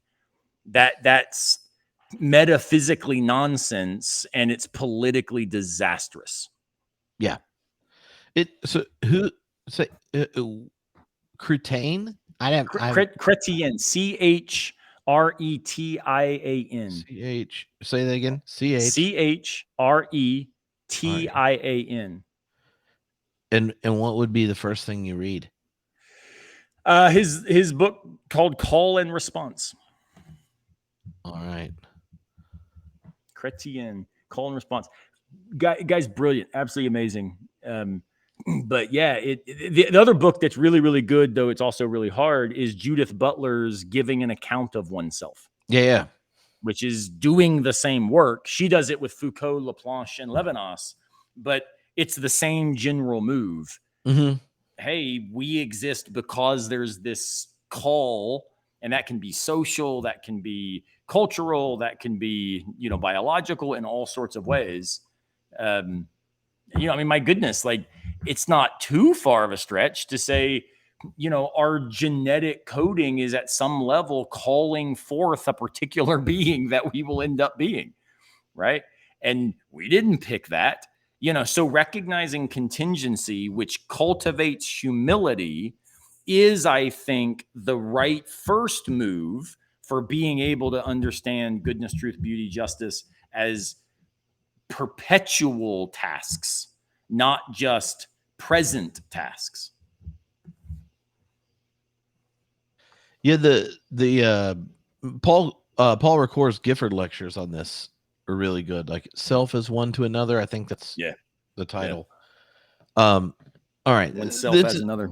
Yeah, one self as another. There we go. Now, also not easy reading. None of this stuff, I should make very clear, none of this stuff is easy reading. The phenomenologists have a way of making even the simplest thing unbelievably difficult. And so this is not easy going. But I mean, maybe put it this way. This is the easiest way I can maybe think about it. If you find yourself driving down the road and you see somebody holding a sign asking for change or help or whatever, you do something. You roll up your window, you look steely-eyed straight ahead and don't make eye contact. You turn up the radio, you lock your doors, you give them money. Like you invite them to dinner. Like you do something. It's I would say phenomenologically and humanly impossible unless you are just a moral monster. I don't think it's possible not to receive the call of that other asking for help. Now, we can respond in lots of ways. Some I think are more compelling than others, but the fact that whatever we do, it is responding, right? I think that's getting at this deep idea that it's not about you choosing to respond. It's you've always responded, and the only freedom is I could, in fact, do different sorts of responses, and that's the agency that plays out in the world. And by the way, this, I think, for me, is where I would talk about the importance of the church, right? The church is, in my opinion, a name we give to the idea that community is always necessary for the seeking of goodness, truth, beauty, and justice. But it doesn't have to be with a pastor and 35 minutes of praise and worship that generally is going to talk only about you and God and forget everybody else, right? And then make sure you give some money on the way out. Like, that's not the church. It's what going to church looks like for a lot of people. But this fall, I'm starting a mountain bike club at my university, tentatively titled, I don't know if I'm going to be able to get away with it, but it's just called Dirt Church. because we're going to ride every Sunday morning. There's nothing Christian about it. There's nothing religious about it. It's just the idea that we're going to come together in community to do something we love. And in doing it, we are encouraging each other, not in Christ. It's not a religious function, but it certainly is, I think, what church was always about. Community such that seeking the things that make life worth living happen. So at the end of the day, I think church matters, in the way the Bible talks about not forsaking assembling yourself together. Notice it doesn't say make sure you get together and sing Hillsongs. Are you sure? That's not what it says. Well, you don't have to gather as long as you tithe, Aaron. Church can be virtual so long as there's Venmo. Yeah. Well, no, or there's an option. You could get in about 40 hours of Jesus a year over 40 Sundays, or you come to Theology Beer Camp. theologybeer.camp. Drop in that code ORT. Get $50 off. Look at that. Look at that. You can get it in packed. I'm aware of the irony of us, mocking the capitalistic model of church while saying, "Oh, by the way, all of tonight was a plug." That's right. I want to say, like, I had no idea we were going to get questions this good. We didn't even get to them all, and hopefully we can do it again next time, though, without just because we want to tell everyone they should come hang out with us at Theology Beer Camp.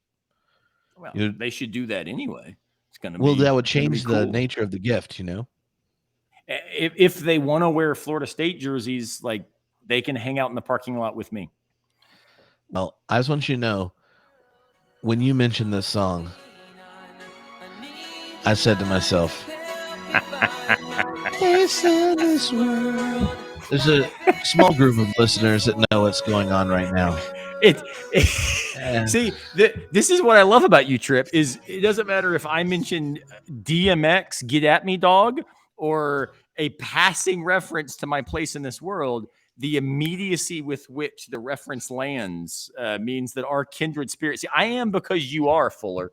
Yeah. Well, the thing is, I'll fall asleep later, and that song's going to be going through my head, and I'm going to say thank you, Aaron. Over and over and over. You're welcome, man. I'm looking for a reason.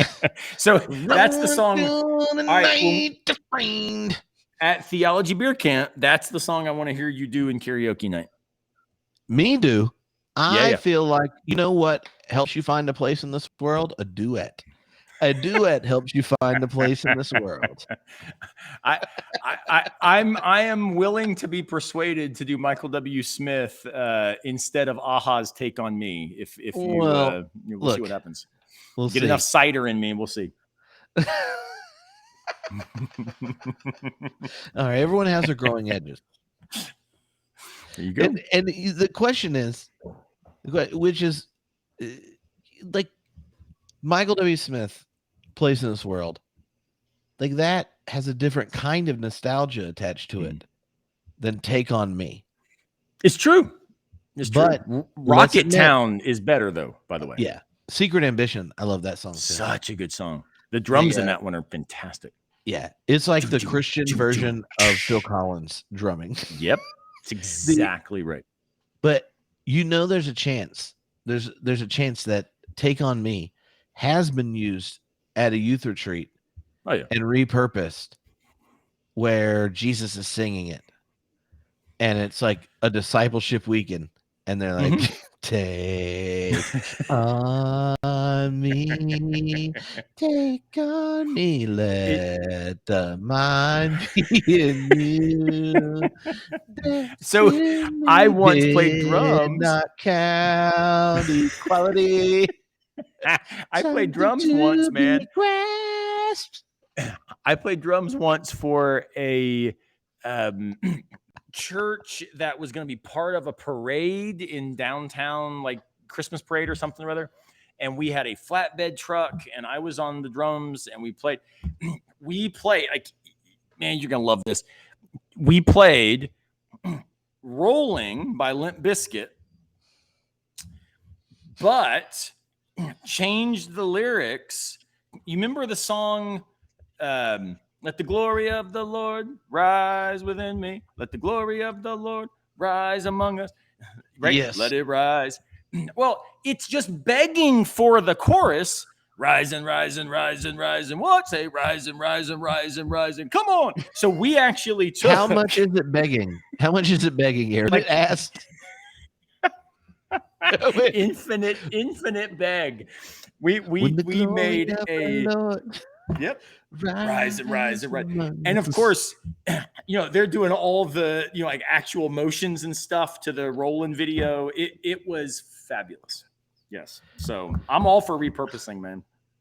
Oh man. I mean, like, yeah, because it's one of those songs. It's like one of those days. There's a Limp Bizkit reference. It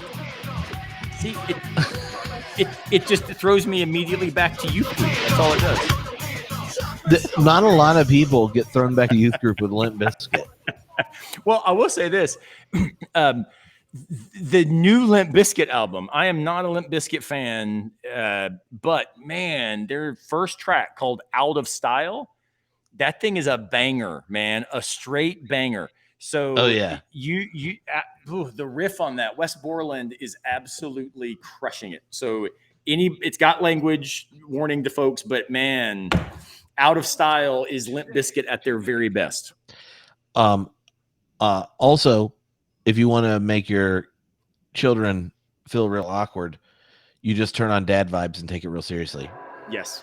Because they're like, why are you doing this? What is going on? And they're like, no. My favorite thing about this is Elgin, when he hears Limp Bizkit, he's like, so this used to be good? But if he hears Pearl Jam, he's like, this is awesome. I played Dad Vibes for my son the other day, and I kid you not, he was like, this is so stupid, Dad. Turn it off. My wife says, it sounds just like you.